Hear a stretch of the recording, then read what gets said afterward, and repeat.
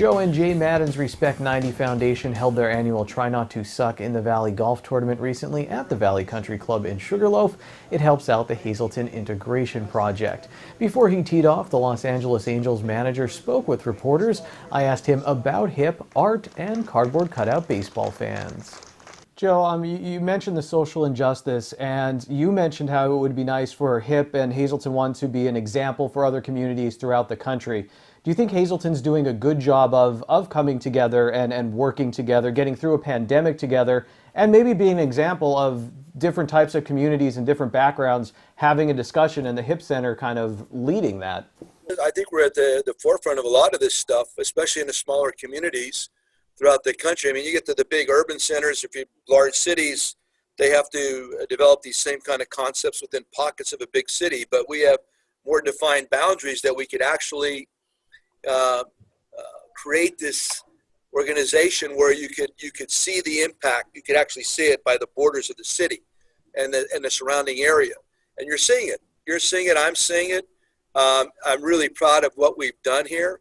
And yeah, we've always wanted to set an example for a lot of other areas, communities, etc. And I think we have. When we first started doing this, you've all been around. You remember the resistance we were met with in the conversation and the diatribes and the vitriol and all the stuff that was thrown in our direction. And now it cannot be more important to be doing what we're doing. Cannot be more important. And yes, people that were opposed are now becoming friends. They're understanding they're just like you and me and us. So I cannot be more proud of what we've done. And yes, we need more of it. And yes, we've been from the beginning open to consulting with and helping other communities in an attempt to do the same thing. Joe, I wanted to ask, every time we talk about H.I.P or the Hazleton 1 Community Center, you're always so gracious in giving, a lot of credit to the volunteers who are there on a daily basis or who could give whatever time they have. And I saw Respect 90 was doing features on volunteers, a different one, I think, in a spotlight.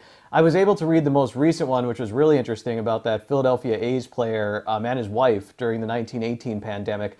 I was wondering why you think that's so important to do something like that, and have those stories inspired you as maybe you've been able to read them, or even the one about the Philadelphia A's player? Well, yeah, our Rick Vaughn, RV, is the one that has really instituted that. He's the guy that got that rolling.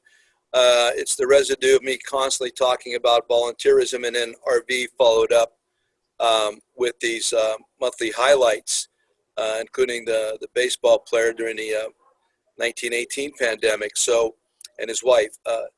It just highlights, illustrates. We think is that this has been going on for a long time. The concept of volunteerism, and for these kind of entities to work, whether it's the Hazleton Integration Project. I've been in and out of Salvation Armies, Metropolitan Ministries, all different kind of charitable organizations. And if it weren't for the volunteers, these places cannot function. They just can't function. And then on top of that, just think about your own life. Think about you and how busy the day is. And just imagine giving of your own time, that much of your own time, which is the most precious commodity. And what that would, how that would reflect upon your life. I mean, what do you have to give up to do this kind of a thing? The more we could get stuff like that out there and highlight good things. Everybody wants to highlight the bad things. It's one of those good things that could be highlighted that you would hope people would garner hope from, as opposed to despair.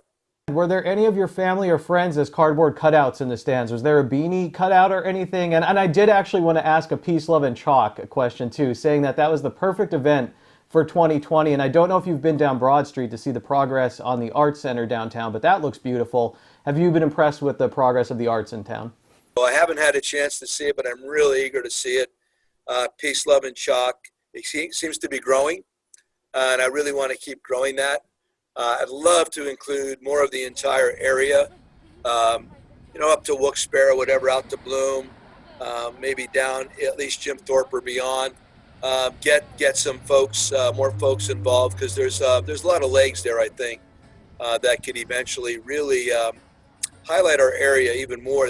It's getting better, I agree, but we got to do it even more. And then no, Beanie has not. She was not there, and The Angel Stadium, we had very limited cutouts. Eventually, they put like Frankie Rodriguez, Rodney Carew, Vladimir, and a couple other guys right behind our dugout. But for the most part, there was the big canvases with the big A throughout our ballpark. Some like Dodger Stadium, my God, it looked like it was a full house. The noise that they created in Texas, where the playoffs were just played, I think that's the World Series down there too, isn't it? Yeah. That is loud. I mean, I walked out of the clubhouse onto the field, and the way they did it up, I thought there was actually people in the stands. So next year, maybe when hopefully we're back to normal, that's when I want to get Beanie in the stands and the cardboard cutouts. She'll stand out like a beanie.